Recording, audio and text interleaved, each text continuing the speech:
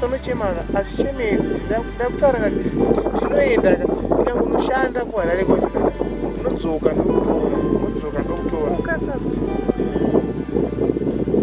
ndotadza ndiko kudzoka ndichibuda nditodzoka ndokuroora zvazvatopera vatonzi mai vangu ndenda newe kuHarare. Hazvichemedzi izvi, hazvichemedzi anakawanda mandazobuda ndinokuchema ungozoti tobari kuenda kuHarare mazvinozoite ndotisimudzira mhepo manje.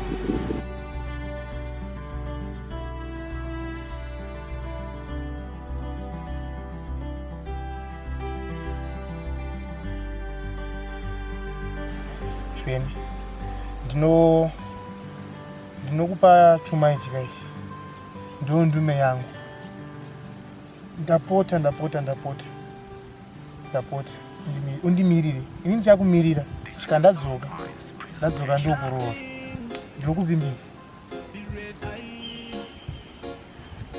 Ukasadzoka tu Fena hazvimboiti. Dzoka ndinodzoka ende ndichitodzoka ndichiroora iwewe. Hazvimboiti. Enzo.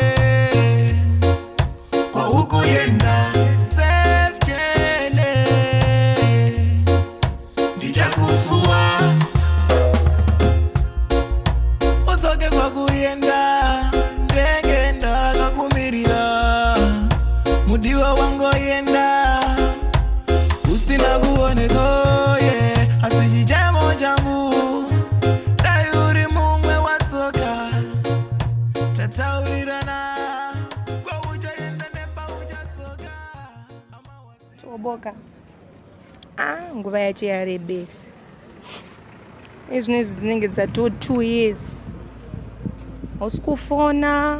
Ona zvauri kutumira hatina zvatiri kuziva kuti uri kuitei kwauri ikoko.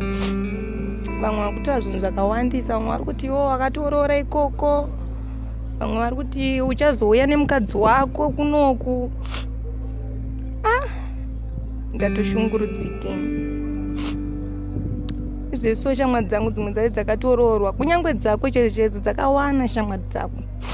Saka ndatoti ndotosiya hangu chuma ichi panapa nekuti hachina zvachichandishandira, hachina zvachichareva nekuti iwo hausi kuuya. Saka panapa ndopataperera tobo.